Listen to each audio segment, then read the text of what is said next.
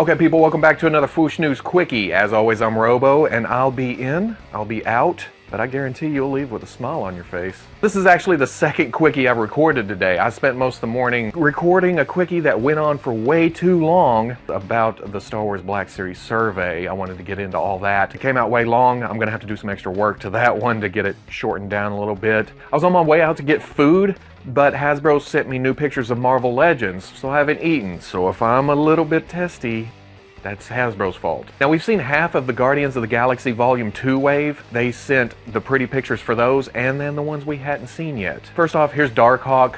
Yeah, it's body reuse, but the new parts work perfectly. This is a character that a lot of people have been wanting for years, and to finally give us Darkhawk, that's awesome. Then there's Drax. Again, a lot of reuse here, but it's a body made for Drax. It's got the tattoos, it's got the build, it's got the pants, it's got the knife sheaths in the boots. It was an all-new sculpt that was only used once in the first movie wave. So I can see it getting reuse again here. The pants are a different color, and the head is now a screaming head sculpt, which I'm not a huge fan of, but it fits for Drax because in the new trailer, it's just insane how he's laughing at the end. Angela, another character I've never been super interested in, but seeing her in plastic form, very cool. It looks like mostly new sculpt. She comes with her weird-ass weapons. Yeah, again, convinced me to buy a figure that I probably wouldn't have in the first place if it hadn't looked this good. Kid Nova, or Nova, again, we've seen this, but it's looking better now that it's more of a finished look to it. I never had any problem with this version. I'm all for evolution of characters, and from what I hear, Richard Rider is coming back. So nothing wrong with getting this character at all.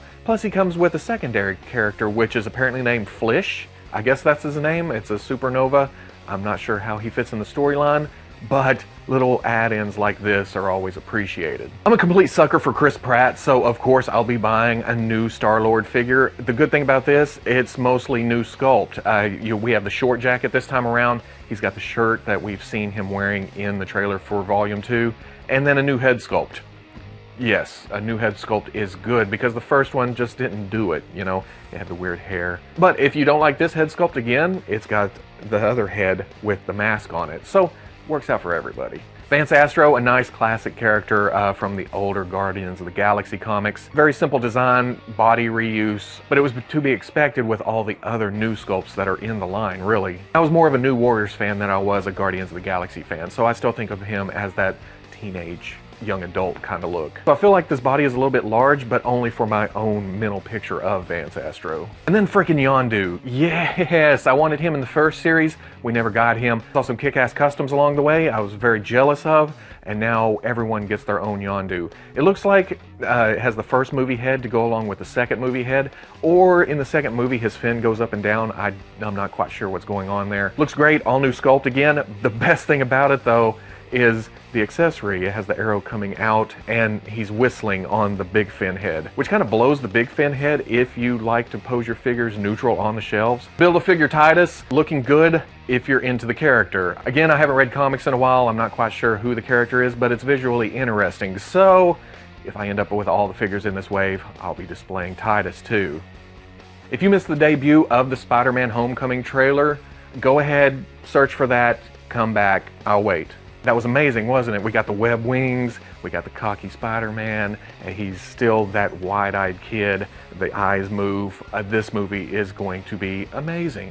Spectacular. All the other words that other YouTubers have probably used over and over and over. But the very next day, Hasbro comes in and reveals the first figure from the Spider-Man Homecoming Legends wave, and that is Vulture. This figure will not have a removable helmet. What you see is what you get here. The wings themselves, though, are the Build-A-Figure or build a prop from the wave. So you get the figure, but you gotta buy all the rest of the figures to get his wings. Apparently the wings sport 12 points of articulation, which I can see with the bends in the wings, and then the turbines or propellers or whatever you want to call them. It looks like those will be able to move inside the wings. The fur around the collar that the comic Vulture has, it's a bomber jacket, so it works out design-wise.